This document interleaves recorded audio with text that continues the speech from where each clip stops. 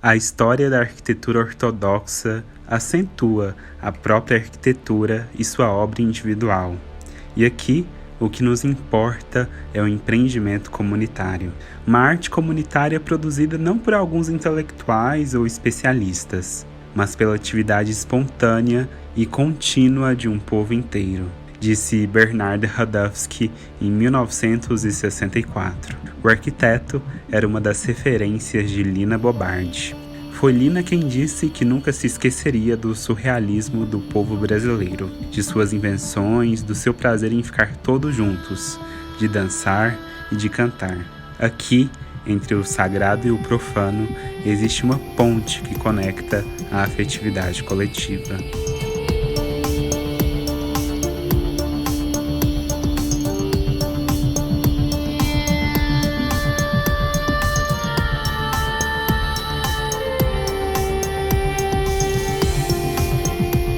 Esse conjunto ele fala muito sobre essa comunidade, sobre o desejo da comunidade de construir um espaço para se manifestar, para se reunir. Essa igreja ela é fruto do encontro de três figuras muito importantes para a cidade, que é o Frei Egídio Parisi, que tem uma importância não só religiosa, mas social aqui para Uberlândia, para a região toda, um italiano, que veio para o Triângulo Mineiro.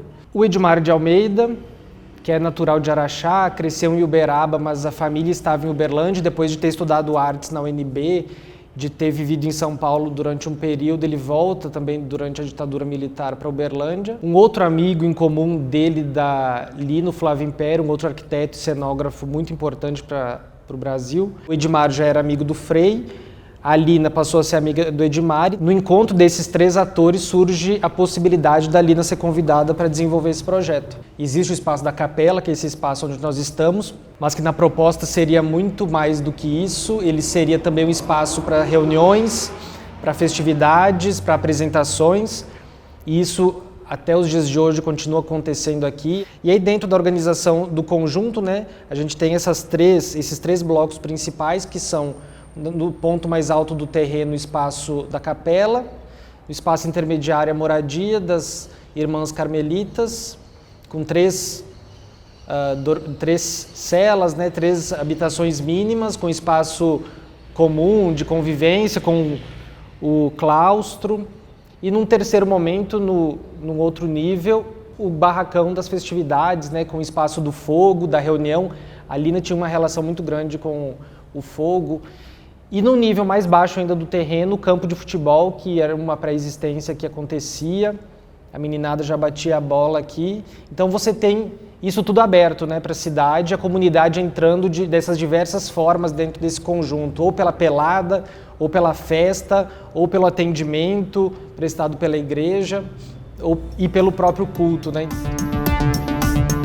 A Lina Bobardi, ela veio para o Brasil, né, em determinado contexto, e adotou o Brasil como o seu país. Assim. Então, o trabalho arquitetônico dela, desenvolvido aqui, é muito especial no sentido de pensar os lugares em que ela estava trabalhando. Né? Então, os projetos dela são muito diferentes entre si. Então, nós percebemos, assim, até por falas, né, dela, de que o espaço, né, o projeto, ele tem que comportar a memória afetiva daquelas pessoas que viveram ali ou que utilizaram o espaço de alguma forma. Aqui, especificamente, foi projetado para ser uma residência de religiosas, né, franciscanas. Então, a própria estrutura arquitetônica, né, ela favorece essa vida conventual pensada nesse primeiro momento. Com a saída das irmãs daqui, passou para a administração da diocese. Então, em 93, se não me falha a memória, a diocese assumiu no lugar dos frades franciscanos, que, num primeiro momento, solicitaram a ela esse projeto. E, a partir daí, foram vários usos. Pensando na proposta da Lina, é interessante porque a vivência comunitária, né, a gente percebe isso nos projetos dela. É uma arquitetura humanística, humanizadora, não é só um projeto para que as pessoas usem, né? Comercial, podemos assim dizer.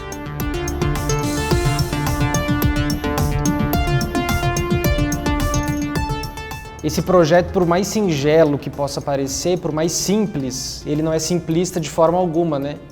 O simples desse projeto, ele aparece com uma complexidade enorme que é, sim, resultado de toda a experiência dessa arquiteta, que teve uma formação muito sólida na Itália e vem para o Brasil após já algumas experiências muito significativas na Itália e com 30 anos de vivência nesse país, ela entende que há uma outra resposta possível para a condição de subdesenvolvimento brasileira que não foi superada no país. E quando ela sai de São Paulo ou do Nordeste, ela encontra aqui no interior do país, no Cerrado Mineiro, um outro Brasil. Um outro Brasil que precisa se vincular às suas origens e às suas características e ao seu povo.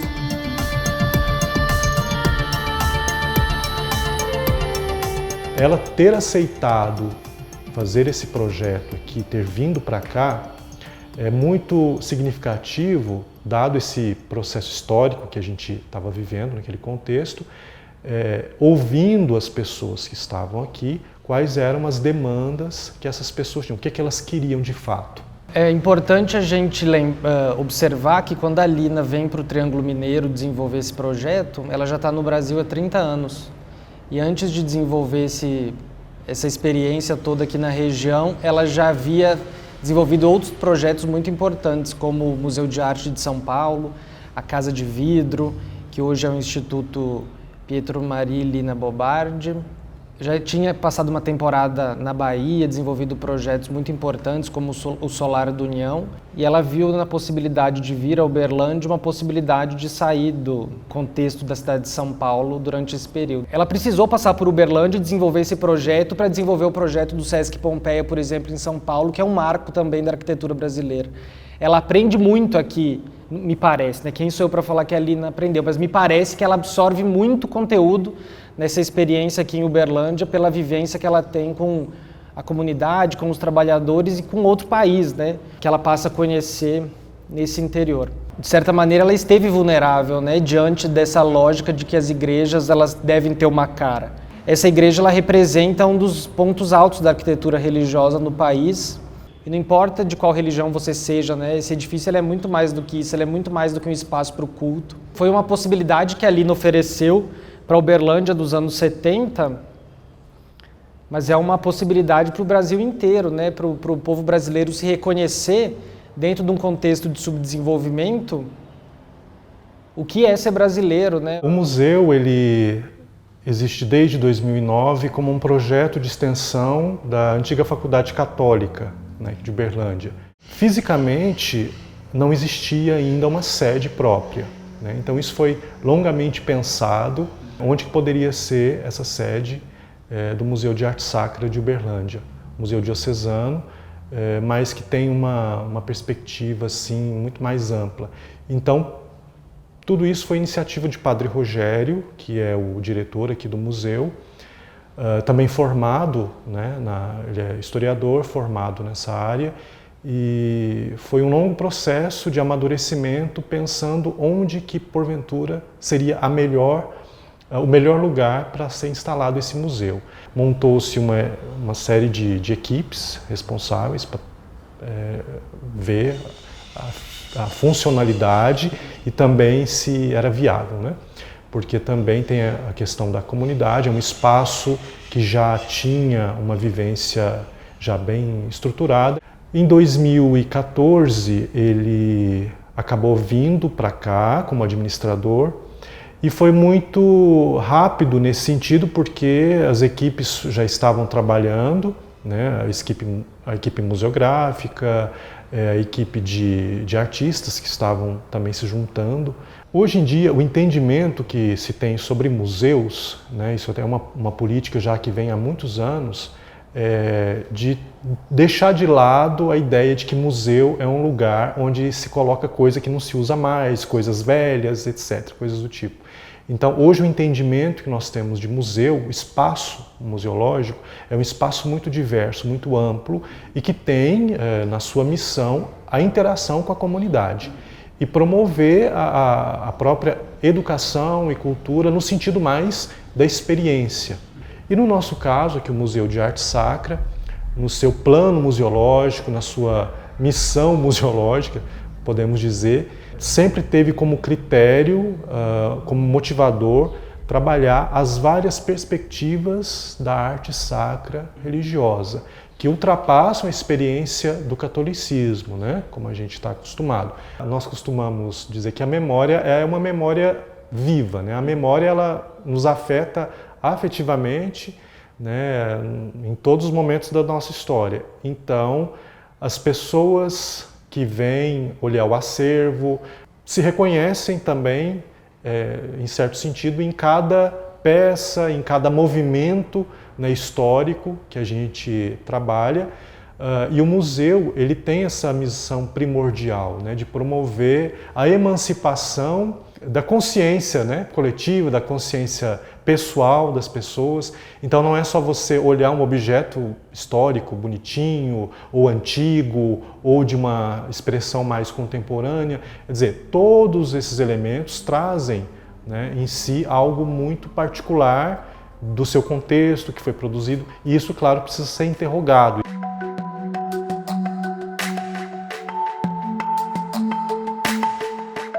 O sagrado e o profano no espaço urbano de Uberlândia, ele sempre teve muito entrelaçado, né?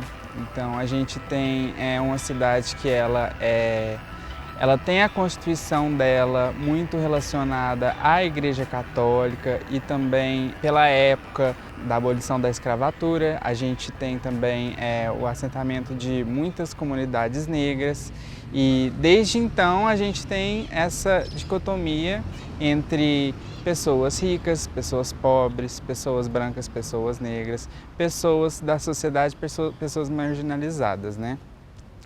Aqui no centro, inclusive, a gente tem um exemplo claro disso, que é a criação da Igreja do Rosário, né, que foi uma criação para as pessoas negras, numa época que a localização da Igreja do Rosário era fora do espaço urbano, então ela era fora do lugar onde a elite se encontrava.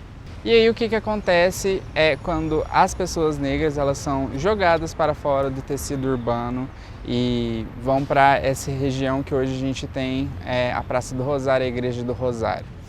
Aos poucos, outras pessoas começam a entrar nessa dinâmica, que são também pessoas marginalizadas. Então, o que era principalmente uma área de pessoas negras para fazer sua cultura, para fazer o congado e para morar, começou também a virar uma região de casas de boemia e começou a ter então outra dinâmica com a cidade, que é uma dinâmica entre esse sagrado e o profano, já dentro dessa lógica da marginalização das pessoas.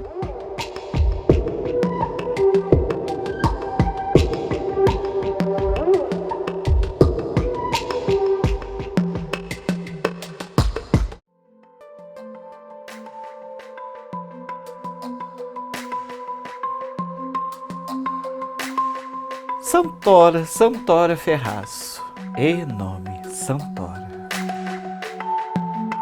Um dia eu passei perto de uma igreja católica. Olha que história mais besta. Entrei na igreja, vi uma senhora orando, vi um santo. Aí a mulher orando. Aí orando, ora. Olhei o santo, Santora. Aí surgiu o nome, o primeiro nome Santora, porque o nome da tia aqui é Santora Ferraço. Aí eu precisava de um nome forte. Aí até que teve uma novela da Globo que eu olhando, quando de repente olhei aquele ator, aquela coisa diferente, Marconi Ferraço. Marconi Ferraço, bem, já sei. E aí deu esse nome à artista da noite, eu, Santora Ferraço. A nossa noite uberlandense era mais conhecida do que a noite BH, porque BH, como que eu vou te dizer, os shows eram feitos com os artistas da própria cidade. E aqui não, eu comecei a trazer gente de tudo quanto é lugar. Os espaços LGBTs aqui aqui em Uberlândia, você tem vários registros, principalmente ao longo dos anos 90, de espaços diversos para públicos diversos que até então eles não se misturavam dentro da própria comunidade LGBT. E ao longo do tempo isso vai mudando na dinâmica. Você vê, por exemplo, já nos anos 2000, uma quantidade muito maior de espaços para homens gays, e isso vai continuando a ser uma regra muito mais quando a gente entra em 2010, 2012, 2015, em que as outras casas que estavam muito mais antes e que tinham outras pegadas, que eram casas de drag, que tinham um público trans maior, essas casas elas começam a desaparecer. O boom mesmo foi a respeito de quando teve o Terceiro Tempo e os Singles, que foram os bares que teve aqui no Martins, que aí foi quando o pessoal começou a não ter medo de frequentar. Até que um dia eu recebi a ligação do Gilberto Pintaldi, que ele era um empresário da noite aqui de Uberlândia, que ele tinha um espaço na Rondon Pacheco, que era uma boate dele que estava fechada há um tempo, que se eu não queria fazer uma festa lá. E por coincidência, na semana dessa festa, Léo Áquila estava em Uberlândia. Ela veio fazer uma divulgação de um bingo. E eu era fã dela, mas assim, não a conhecia nem nada. Aí um amigo trabalhava no shopping, a Léo deu uma voltinha no shopping, aí viu que meu amigo era gay, né? E falou, tem alguma boate gay, alguma baladinha aqui? Ele, não tem, né? E ele assim, mas por que tá perguntando pra mim, né? Aí ela, não, porque eu sou de São Paulo, eu faço show, e eu tô aqui. Aí ele lembrou, tem um amigo meu que vai fazer uma festa. E me passou o contato do hotel que ela estava. A hora que eu vi que era ela, na mesma hora liguei, fui. A gente sentou, eu fiquei impressionado, assim, né? Que eu já era fã. E ela fez o show pra gente no próximo sábado lá. E depois de 15 dias ela abriu a DHG. Então foi através da DHG que a gente começou a colocar os melhores DJs, a gente começou a trazer todas as drags, depois veio o Jimmy Kier, que veio trazendo uma série de outras, que a gente começou a trazer os gogos. Como eu era promotor, eu tinha que pesquisar o que estava rolando, então tudo que eu via na TV eu pegava contato. E aí eu continuei fazendo as minhas festas, aí foi quando, numa dessas primeiras festas que eu fiz, depois do fechamento da DHG, foi quando eu trouxe Silvete Montilla. O interessante da Silvete, isso aqui foi a primeira vez que eu trouxe o Silvio, né? E eu não conhecia o trabalho dela, e eu estava acostumado a trazer as drags para fazer show. Trouxe, e aí de repente ia ter uma apresentação de algumas drags da casa, e eu achei que a Silvete ia demorar 2 horas para ficar pronta, que é o tempo mínimo que a drag, né, fica pronta. Aí eu ficava o tempo inteiro atrás assim, Silvio, o show é tal horas. Ela, não, de boa, a hora que faltar 15 minutos você me avisa. Eu, 15 minutos? Mas vai dar para ficar pronta 15 minutos, né? E eu toda hora ficava, Silvia, não, 15 minutos você me avisa. A hora que faltou 15 minutos, eu falei, Silvio, ela falou, tudo bem. Ela chegou, ela tinha trazido uma bolsinha, ela tirou uma franjinha, ela colocou uma franjinha, passou um batom, tirou um vestido que estava dentro da bolsinha dela e me pediu o microfone. Eu pensei assim, meu Deus do céu. Eu pensei, é hoje. Que como eu não conhecia o trabalho, a hora que eu coloquei o microfone na mão dela, a mágica aconteceu. De dentro do próprio camarim, ela já começou a interagir com o pessoal, ela conseguiu prender o pessoal por mais de 1 hora. E tanto o pessoal não queria que ela saísse mais do palco. Aí depois de um tempo, a gente já tinha um barzinho aqui, Corda Bamba, que é um barzinho que era da Tânia, que é um bar também que fez parte da história. E a própria Tânia, mas na época uma namorada dela, elas alugaram o espaço que onde era a DHG e abriu a Memphis. O Corda, não tem como a gente não lembrar, porque o Corda ele era o único lugar também onde se misturava tudo. Sabe, assim, era muito divertido porque ali, onde foi o Corda Bamba, onde você conviveu com tudo que é relacionado à noite gay ou GLBT, GLS que a gente falava. Porque no Corda Bamba você encontrava com as meninas, tinha os meninos, aí tinha os garotos de programa de um lado, que ficava na rua do lado do Corda Bamba, e tinha aí foi quando tinha algumas travestis que nem todas também podiam ir. Porque até então, as travestis elas passaram um processo muito difícil, porque elas foram barradas no próprio espaço que poderiam ser delas. Porque elas carregavam com elas aquele estigma que, tem travesti, vai ser um pouco complicado. Né? Só que as pessoas não conseguiam entender o lado do que elas traziam com elas. Né? Porque a partir do momento que elas resolviam assumir a identidade de qual realmente elas são, elas tinham que passar por um processo de luta que ia começar pelo próprio meio. Então, depois de muita luta, foi quando veio a Revan que entrou no tratado, meio que a Revan abraçou elas. Começamos assim, a parte artística, a drag queen Santora, ela começou de um pleno teatro, numa escola onde os meus amigos me convidaram para me fazer o papel de uma travesti. Aí eu, assim, muito alegre, muito descontraído, aí falei, vamos participar? Vamos. Menino, fui na vizinhança, peguei peruca, peguei bota, peguei sainha, blusinha. Aí lá tava aquela travesti toda pronta. Conheci a boate, a Frisson, pelo convite de um amigo meu. A hora que eu chego na boate, me deparo com aquela figura toda colorida, sorridente, com aquela peruca toda trabalhada, aquele salto, aquela roupa toda exagerada. Quem que era? Lila Desejo. Ai, saudade da Lila. Nossa, Lila foi minha inspiração. Aí, olhando a boate, vendo aquelas músicas, aquelas luzes todas coloridas, aí me chega um dos donos da boate. Aí me cumprimenta, 3 beijinhos de cá, 3 beijinhos de lá. Amigo, você quer participar da Noite das Montadas? Eu, Noite das Montadas? Como assim? É os homens que se vestem de mulher e as mulheres que se vestem de homem. Eu falei, eu vestida de mulher? Eu falei, depois que eu participei que eu fiz uma travesti, eu falei, eu não quero me vestir de mulher não, isso aí não faço nunca. Bem, passou na próxima semana, lá vai eu correndo atrás de produção, maquiagem daqui, roupa dali.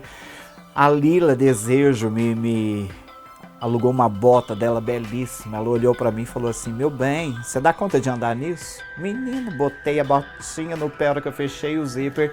A hora que eu levantei bem, me senti Gisele Bündchen passeando pelas passarelas. A bicha ficou de cara. Aí foi. Eu comecei a participar em alguns pequenos shows na boate, na antiga Frisson. Trabalhei muitos anos com eles, e aí depois mudou de nome, foi aonde que foi a Revan Disco, que foi considerada uma das melhores boates do Triângulo Mineiro.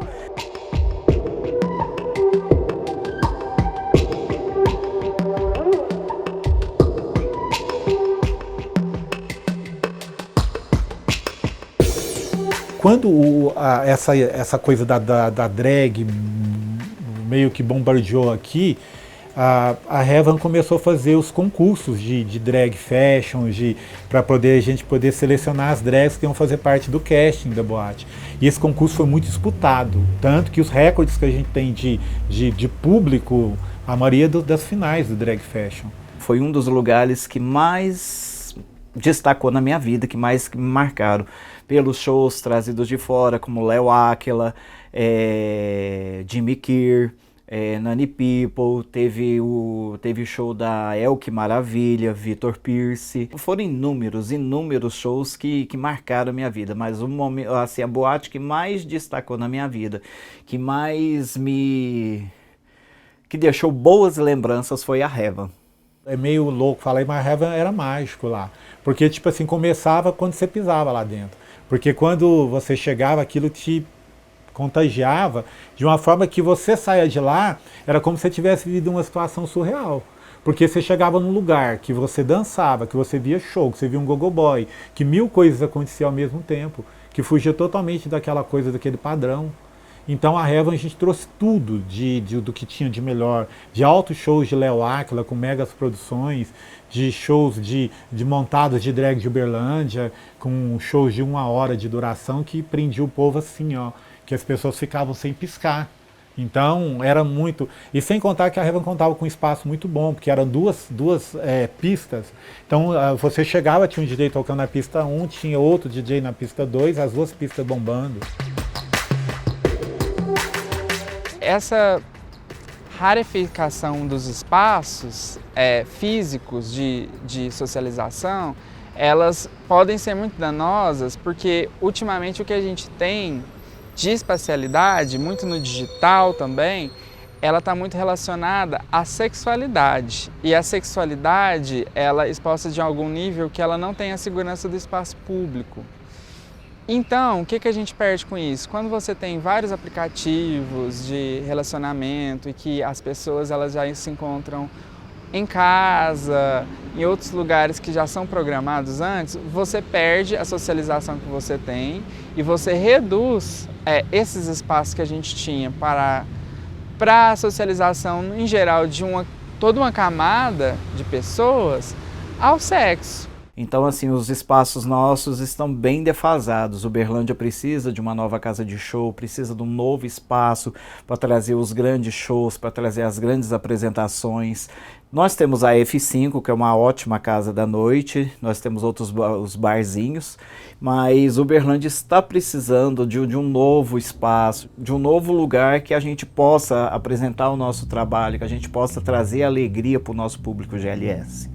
Mas a gente tem visto cada vez mais que diminuíram no mundo inteiro esses espaços de socialização LGBT. Por exemplo, em Nova York, onde a gente tinha centenas de bares lésbicos, hoje eu acho que a gente tem 23, numa das cidades que tem maior população LGBT. Então, isso acontece no mundo todo e você vê também registros de lugares que são cada vez mais fluidos e tem menos essa demarcação LGBT. Uma das coisas que eu sinto muito, eu acho que falta um pouco de... Não é aquela militância das pessoas que carregar a bandeira. É importante você ter importância, de você se impor.